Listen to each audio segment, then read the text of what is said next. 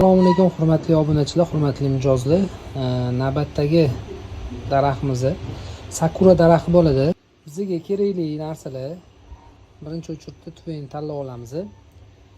Kelgan sakurani shoxlari, dred kelgan mana shunaqa taxta kerak bo'ladi bizga.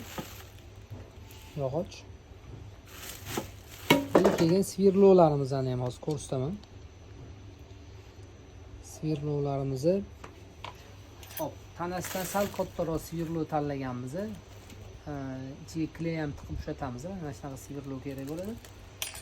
Bir ikkita samarez kerak bo'ladi. Hozir yasalashini to'g'ri hammasini o'rgatamiz.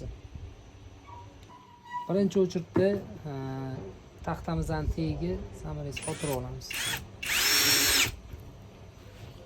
Samarez mana ko'rishingiz mumkin. Mana shunaqa qotirib chiqamiz. 3-4 ta ko'p emas, 3-4 ta samarez yetadi. Xo'p, bundan oldingi videoda tuveni ham ko'rsatganmiz. Ichiga poke to'ldirib olish jarayonlarini ko'rsatganmiz. O'shaning uchun bularni ko'rsatmayapman. Xo'p. Samarezlarni qotirib bo'lgandan keyin mana shunaqa sim qotirib olamiz. Nimaga bu? Chiqib ketmasligi uchun.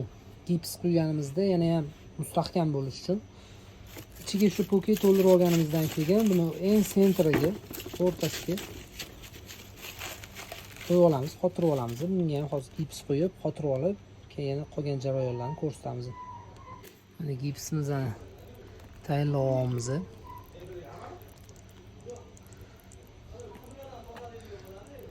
Bitta daraxtni yasaguncha o'zi unaqa ko'p vaqt ketmaydi-yu. Buni videosini yasab, montaj qilguncha ancha vaqtimiz ketib qolar ekan. Videosini yasagunimizcha 10 ta daraxt yasaymiz o'zi.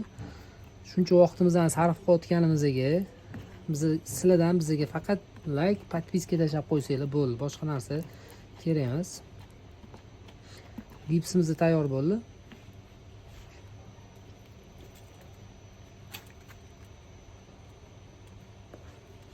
Atidan suyuqroq quyganman.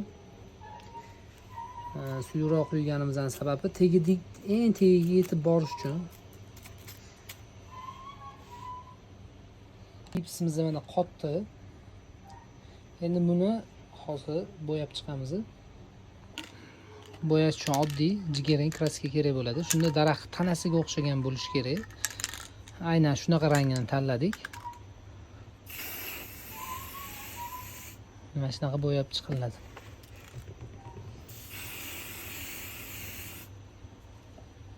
Mana kraskaga bo'yab oldik. Xuddi ko'rayotgan bo'lsanglar, xuddi jo'y daraxt tanasiga o'xshagan rang bo'ldi. Endi bir xil bo'lmasa ham shunga yaqinroq bo'ldi. Buni endi drelda teshib olamiz. Taxminan tepasidan 15 sm qochirib, 15-20 qochirsanglar ham bo'ladi. Pastroqdan teshiladi.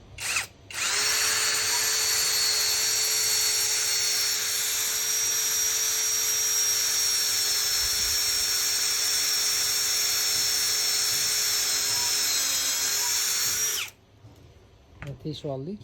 Sakuramizni mana tanasidan juda ham uzun bo'ladi. Shuna hisobiga kesib tashaladi. Taxminan pastga qo'ysa hammasi bir xil bo'ladi. Mana shu joyidan ozgina pastroqdan kesdik.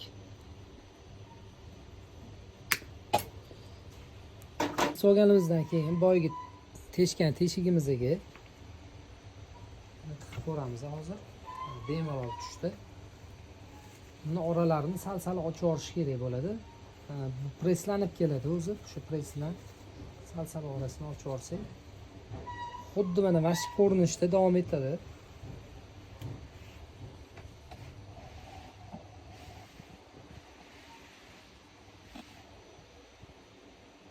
Shu teshib olgan teshigimizga kley quyib olamiz birinchi o'chirda. Kley quyganimizdan keyin kley farqi o'zi, pistolet kley ham bo'ladi yoki Aquifix ham bo'ladi. O'zi ko'proq Aquifixda qilishadi. Bizga qulayroqi pistolet kley bo'lgani uchun o'shani ishlatyapmiz. Hop, ikkinchi teshigimizga ham kley quyib olamiz. Kley quyib oldik. Endi sakurani o'rnatamiz.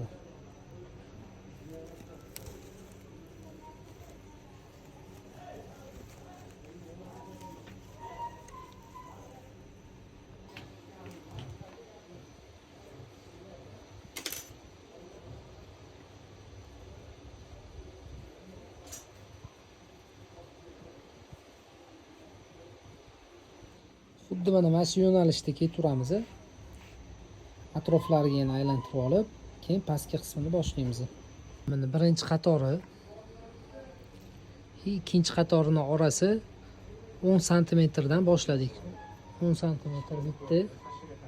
10 santimetrdan keyin 15 santimetrdan bitta teshdik. Bu yoq tarafi 20 santimetrdan bitta teshib oldik. Shunaqa pasayib ketyapti. Hozir bunga daraxt shaklini berib boramiz. Hozir bu endi dumdumaloq bo'ladi. Hozir bu yoqlardan ham bunday chiqadi yo'llardan.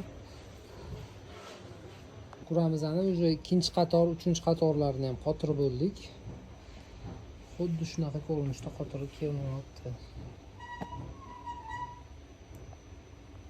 Xo'p, hozir keyingilarini yana mana orasi ochuv joyiga tashlaymiz. Agar mana buni ustiga tushsa, bir xil bo'lib qoladi. Shuning uchun mana bu yonini yopish kerak. Yonini yopish uchun yana tagidan 15 santimetr qochirib teshamiz pastroqdan. Hop. Sakuramiz bitdi. Endi tagiga o'zi chim eksa ham bo'lardi. Biz tosh solamiz.